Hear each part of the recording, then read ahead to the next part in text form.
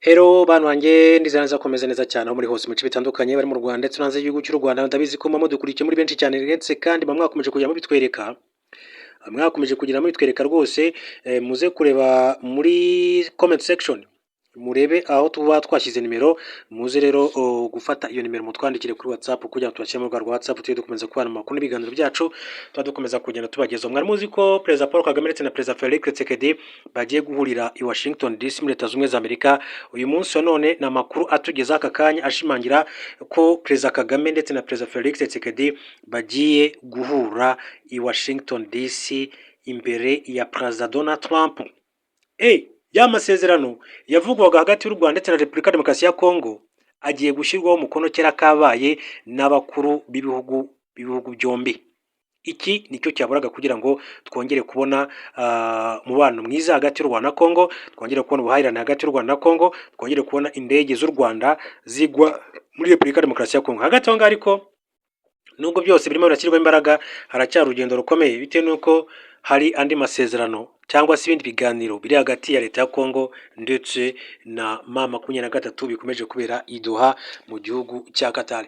Ndababwira rero ibyuko witwa Ambasaderi Olivier Nduhungirehe, Minisitiri w'Ububanyi n'Amahanga w'u Rwanda, akaba rero ashimangira ko Perezida Paul Kagame ndetse na Perezida Felix Tshisekedi mu minsi ibarirwa ku ntoki bagiye kongera guhurira muri Leta Zunze Ubumwe za Amerika, bakaganira bagashyira n'umukono ku masezerano amaze iminsi ari mu biganiro ku mpande z'ibihugu byombi, bigizwemo ariko n'uruhare na Leta Zunze Ubumwe za Amerika, igihugu cya Qatar ndetse na Togo n'indorerezi muri ibi biganiro bikomeje kubera Washington DC muri Leta Zunze Ubumwe za Amerika. Hanyuma rero u Rwanda ruvuga ko rwasubije iwabo ku bushake impunzi z'abarundi zirenga 100 bamaze gutaha bavuye mu gihugu cy'u Rwanda, bavuye mu nkambi ya Mahama mu karere ka Kirehe mu Rwanda. Hanyuma kandi ndaza kubabwira ko uwitwa Minisitiri Nduhungirehe yashimangiye ko amahoro agomba kuboneka FDLR yamaze gusenywa. Minisitiri w'Ububanyi n'Amahanga n'Ubutwererane Ambasaderi Olivier Nduhungirehe ashimangira ko amahoro arambye azaboneka mu karere k'ibiyaga bigari mu gihe umutwe w'iterabwoba wa FDLR uzaba umaze gusenywa muri Repubulika Demokarasi ya Kongo. Ikaze rero munyani makuru rero akomeza kugenda avuga wenda mbere gato yuko mpera kuri inkuru yuko Perezida Kagame ndetse na Perezida Felix Tshisekedi bagiye guhurira muri Leta Zunze Ubumwe za Amerika imbere ya Donald Trump. Reka mbabwire amakuru yiriwe mu ncamake. Mu burasirazuba bwa Repubulika Demokarasi ya Kongo hano muri Kivu y'Amajyaruguru haravugwa imirwano muri Walikale ndetse na Masisi, ni muri teritwari zombi.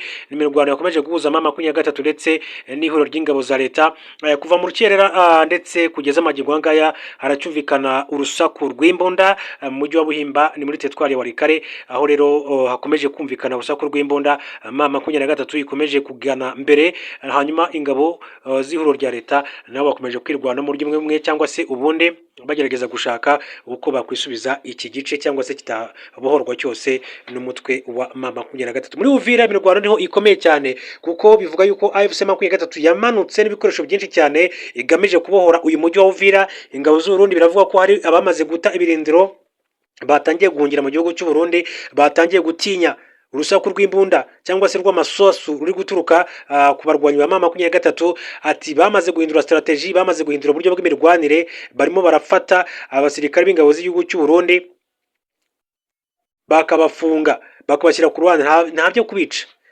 ahubwo barimo barafata bakabagira ingwate za gisirikare kugeza amagingo yangaye. Hanyuma bivuga ko hari abasirikare benshi b'u Burundi bagera mu 100 bamaze guta ibirindiro, bahunze ndetse bamaze no kwambuka umupaka basubira mu gihugu cy'u Burundi nyuma y'uho M23 bacanyeho umuriro waka.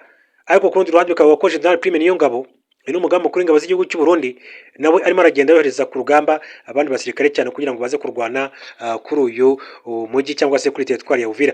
Hanyuma reka mbabwire ko munyani makuru nk'uko nari bivuze, Minisitiri w'Ububanyi n'Amahanga w'u Rwanda Olivier Nduhungirehe yatangaje ko Perezida Paul Kagame w'u Rwanda na Perezida Felix Tshisekedi wa Repubulika Demokarasi ya Kongo bagomba guhura mu minsi mike iri imbere bagashimangira amasezerano y'amahoro ibihugu byombi byashyizeho umukono muri Kamena no kuva mu kwezi kwa 6 uyu mwaka.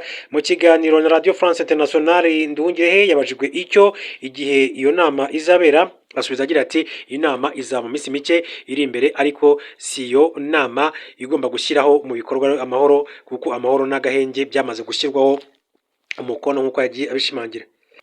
Muri iki kiganiro rero Ambasaderi Olivier Nduhungirehe yongeyeho agira ati ibisasu biraswa buri munsi, ati n'indege z'intambara za drone, ati na drone indege zitagira pilote ati by'igisirikare cya Kongo atari gusa ku birindiro bya AFC-23 mu kurenga ku Gahenge.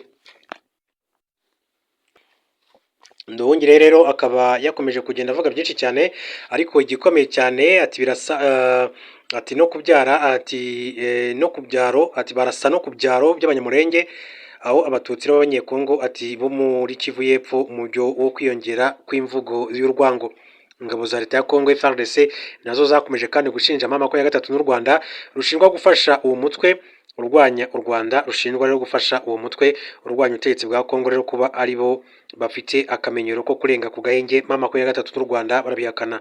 Abajijwe na Radio France Internationale ku kuba leta ya RDC ivuga ko nta mahoro azagerwaho igihe cyose u Rwanda ruzaba rutarakura abasirikare barwo ku butaka bwa RDC, Nduhungire yasubije ko amahoro azagerwaho gusa ari uko Kinshasa iranduye umutwe wa FDLR urwanya ubutegetsi bw'u Rwanda ukorera muri Burasirazuba bwa RDC. Nduhungire yavuze ko icyo gihe aribwo u Rwanda ruzabona gukuraho ingamba z'ubwirinzi rwashyizeho. Leta y'u Rwanda ihakana ko rwohereje ingabo ibihumbi muri RDC gufasha umutwe wa M23 nk'uko bivugwa na leta ya Kinshasa na ONU, ikavuga ko yafashe izo ngamba z'ubwirinzi. Amasezerano ya Washington yo ku itariki ya 27 Kamena ntaho ateganya ko hari ingingo runaka uruhande rumwe rugomba kubanza kubahiriza kugira ngo rero urundi narwo rugire icyo rukora, ahubwo avuga ko impande zombi zigomba rero kwibahiriza ako kanya. Mu gihe cyashize Kinshasa yavuze ko nta gahunda ya leta iriho yo gukorana FDLR, ndetse iburira ko umusirikare wa FARDC uzafatwa akorana nayo azabihanirwa. Isaba abagize uwo mutwe gushyira intwaro hasi. Guhera mu kwezi gushize ingabo za leta FARDC zifatanya no gufatanya na MONUSCO ibikorwa byo gushishikariza abo mu mutwe wa FDLR gushyira intwaro hasi ndetse no kwishyikiriza bagacyurwa mu Rwanda. Minisitiri Nduhungire atangaje ibi mu gihe rero mu byumweru hafi 2 bishize Masad Boulos umujyanama mukuru wa Afurika wa Perezida Donald Trump yavuze ko vuba cyane bitegerewe ko Perezida Kagame na Perezida Felix Tshisekedi bazahurira muri Amerika mu butumire bwa Perezida Donald Trump. Boulos yavuze ko iyo nama yabo yitezwe kubamo isinywa ry'amasezerano menshi no gushimangira kwiyemeza amahoro hagati y'u Rwanda na RDC. Kuva mu ntangiriro y'uyu mwaka M23 igenzura umujyi wa Goma, umurwa mukuru w'intara Kivu ya ruguru, na Bukavu umurwa mukuru wa Kivu y'Epfo n'ibindi bice byinshi cyane byo muri izo ntara. Muri intambara yongeye kwaduka mu mpera y'umwaka 2021 nubwo imaze imyaka hafi 30 ihagarara kongera ikura. Ibyo rero bikomeza kugenda bivugwa muri Burasirazuba bwa Repubulika ya Demokarasi ya Kongo. Gusa gato ngaho reka mbabwire ko ku bushake leta y'u Rwanda yatangaje ko impunzi z'abarundi zigera ku 115 zasubijwe mu gihugu cyazo ku bushake kuva kwa kabiri zinyuze ku mupaka wa Nemba, Ruhana n'u Burundi mu karere ka Bugesera muri Burasirazuba bw'u Rwanda. Minisiteri y'u Rwanda ibikorwa by'ubutabazi ivuga ko kuva tariki 27 Kanama mu kwezi kwa 2020 mu bufatanye n'ishami ry'umuryango w'abibumbye ryita ku mpunzi UNHCR imaze gufasha mu gusubiza iwabo ku bushake impunzi 33,907 z'abarundi. Amafoto yatangajwe n'ishami ryo mu Rwanda rya UNHCR n'iyo minisiteri ku rubuga nkoranyambaga X agaragaza izo mpunzi zifite ibikapu n'imodoka za bisi zo mu Rwanda zibatwaye. Bamwe muri izo mpunzi zitahutse babwiye Radio Rwanda ko bishimiye kuba basubiye iwabo, banashimira u Rwanda kuba rwari rwarabacumbikiye nk'uko bagiye babigarukaho. Reka mbabwire ko Minisitiri w'Ububanyi n'Amahanga n'Ubutwari Ambasaderi Nduhungire yashimangiye ko amahoro arambye azaboneka mu karere k'ibiyaga bigari mu gihe umutwe w'iterabwoba wa FDLR uzaba umaze gusenywa. Tariki 27 Kamena 2025 u Rwanda na Repubulika ya Demokarasi ya Kongo byagiranye amasezerano y'amahoro bifashijwe na Leta Zunze Ubumwe za Amerika. Ingingo nyamukuru irimo niyo gusenya FDLR ndetse no gukuraho ingamba z'ubwirinzi. U Rwanda rwashyizeho ingamba zo gusenya FDLR no gukuraho ingamba z'ubwirinzi. U Rwanda rwashyizeho zikubiye mu mushinga wiswe CONOPS wemejwe mu kwakira 24 ubwo u Rwanda na RDC byahuriraga mu biganiro by'amahoro byabiraga i Rwanda muri Angola. Mu kiganiro Radio Mpuzamahanga y'Abafaransa RFI cyasohotse ku 26 Ugushyingo, Minisitiri Nduhungire asobanuye ko nk'uko amasezerano muri Kamena abiteganya gusenya FDLR ari byo bizahurira u Rwanda inzira yo gukuraho ingamba z'ubwirinzi rwashyizeho. Yagize ati hazaboneka amahoro gusa mu gihe abajenosideri ba FDLR bashyigikiwe kandi bahabwa amafaranga na Kinshasa bari mu ngabo zayo bazaba basenywe nk'uko biteganywa na CONOPS. Ati kandi yasinywe mu masezerano y'amahoro ya Washington gusenya abajenosideri bo muri FDLR bashyigikiwe na Kinshasa nibyo bizafungura inzira yo gukuraho ingamba z'ubwirinzi. Leta RDC ivuga ko yatangiye urugendo rwo gusenya FDLR ishingiye ku itangazo ryasohotse tariki ya 10 Ukwakira risaba ingabo zayo kudakorana n'uyu mutwe w'iterabwoba no ku cyo yise ubukangurambaga bwakorewe muri teritwari ya Walikale mu ntara ya Kivu y'Amajyaruguru, gusaba abarwanyi bawo kurambika intwaro hasi. Reka mbashimire mbifurize gukomeza kugira ibihe byiza.